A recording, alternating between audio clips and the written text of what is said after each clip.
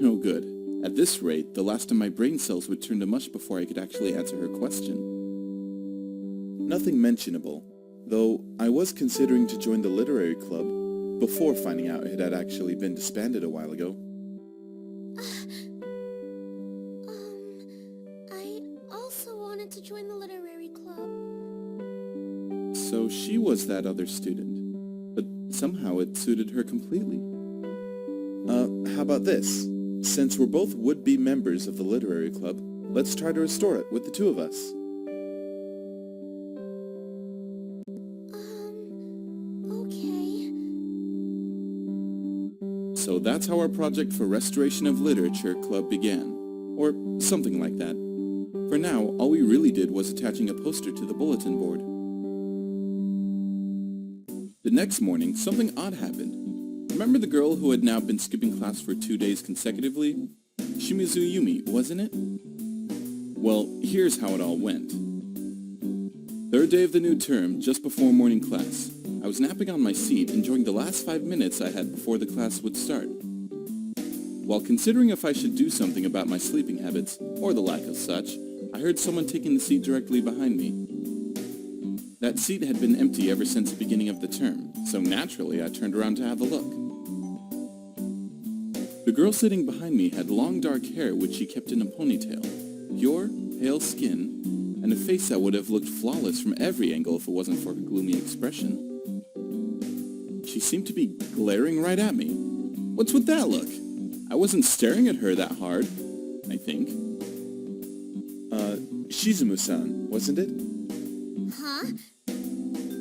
It's not as if she had a status indicator right next to her head or anything like that. But when there was only one person who had skipped class on the first day of the new term, you pretty much couldn't be mistaken. Whether or not it was a good idea to talk with a girl like that, now that's a whole nother question. And what is it to you? Nope. Sorry I even asked. She snorted at me before I turned away from her. It was a second later when another thing hit me, though I'm not sure if I should have asked that either. By the way, do you have a sister?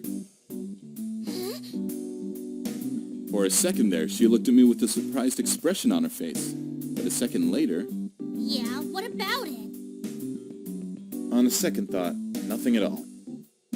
Asking this girl about Yuki wasn't going to help me one bit. Rather, I'm pretty sure it was the other way around. Meanwhile, she stared at me the way a tiger would look at its prey.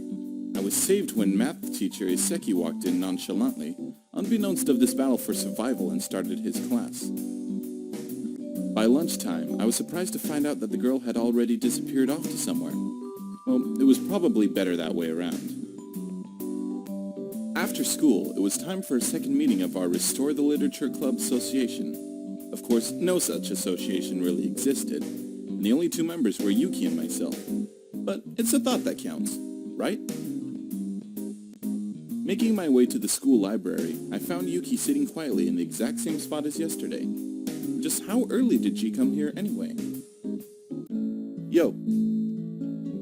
I greeted her casually, and she returned the greeting with a smile. A hesitant, shy, and fragile sort of smile. Like a snowflake that would break if you so much as touched it with your fingertip. Or maybe that was just my imagination. But she definitely gave off that kind of a feeling. Did you meet my sister? Huh? Yeah. The sudden question surprised me, as I had met the girl just earlier this morning. I guess these two sisters were really close.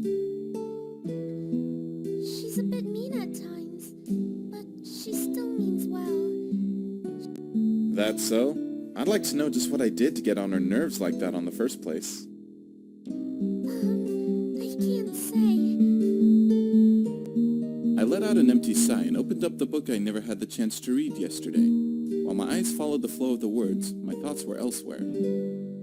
So far, no one had shown up to join the literature club. Meanwhile, the other clubs were actively recruiting members with their own booths, flyers, performances, and the like. Thinking of all that, I'd be rather surprised if anyone would voluntarily join a half-assed group like ours, just lounging around here in the school library. But at the moment, it really wasn't too bad. I was only reading the book half-heartedly, occasionally sneaking a glance at Yuki. But just then, she suddenly jumped up from her seat, causing me to nearly fall off mine as I snapped out of my daydreams. This won't do. We can't just sit around here like this. We should try to come up with something that suits a literary club better. While it was pretty sudden, in the end it was still pretty much like her. While Yuki was certainly shy, it also seemed that she could be pretty serious at times. As for her idea... Something that suits a literary club, huh? Then an anthology or something along those lines?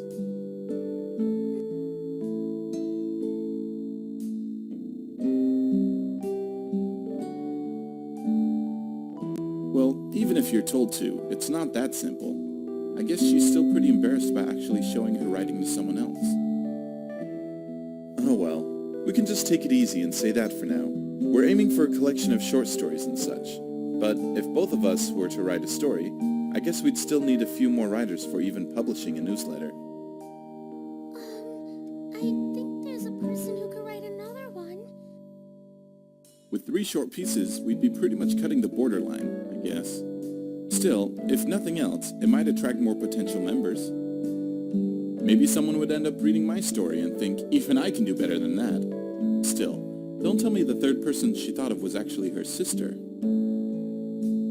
And now that I think about it, while I did volunteer myself, I've got no actual ideas and I'm not all that sure if I could really write a story either.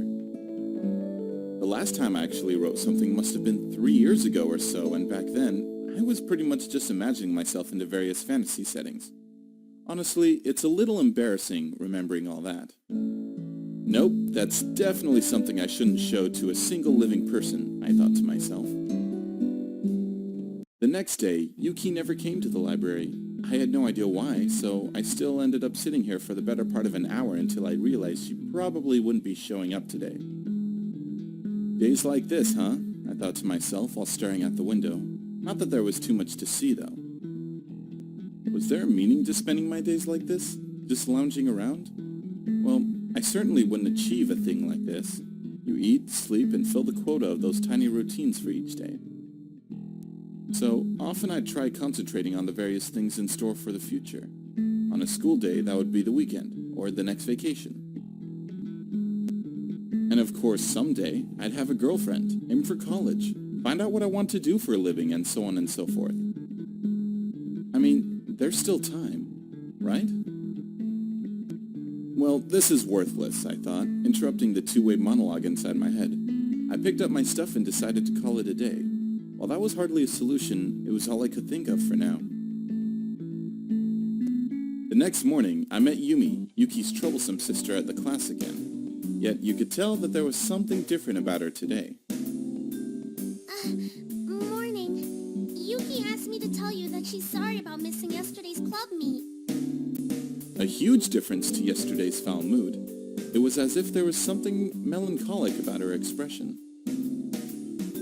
No, not a problem really. But what was the reason in the end?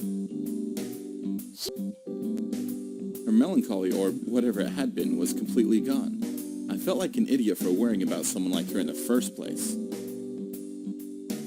Either way, the time for today's club meet eventually came, so I trudged towards the library while trying to think of something to write about. But apparently, today wasn't done with me yet, as yet another unexpected was thrown on my route. The one waiting for me at the school library was none other than Shimizu Yumi. Were you expecting Yuki? Sorry, but it's just me for today. She looked at me with a mischievous grin on her face, showing that this girl was in fact anything but sorry. I'm here to fill in for Yuki, and I'm also the third writer for the Literature Club's newsletter. That figures. Just about the last person I wanted to work with. But I guess that a deal is still a deal, and so I had no other choice but to start working on my part. For now, the two of us were just scribbling ideas on paper, trying to come up with something to write about. And while I might have said it before, this girl's still pretty easy on the eyes, if she happens to keep her mouth shut.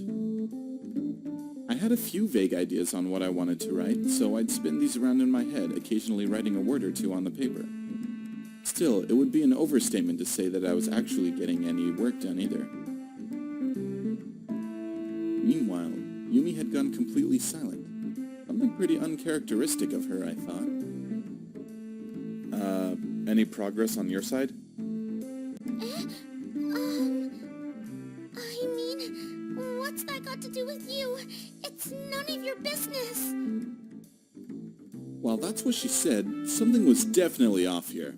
From that surprised look on her face to the tone of her voice, she was acting completely like another person. Just what was going on here? Shizumu-san? She reached for her school bag, then taking out eyeglasses and putting them on her eyes. Wait, why did she have those to begin with? Yumi, I mean, I'm normally wearing contacts, but I actually forgot them today, okay? With her glasses on, this girl really looked like her sister. Though, it wasn't just the looks, she was also acting just like Yuki. Was this supposed to be some sort of a prank? Maybe the two sisters switched places while I wasn't looking, and Yumi was going to walk into the room any second now, laughing at the look on my face. I took a quick look around myself, and it sure didn't seem like a prank.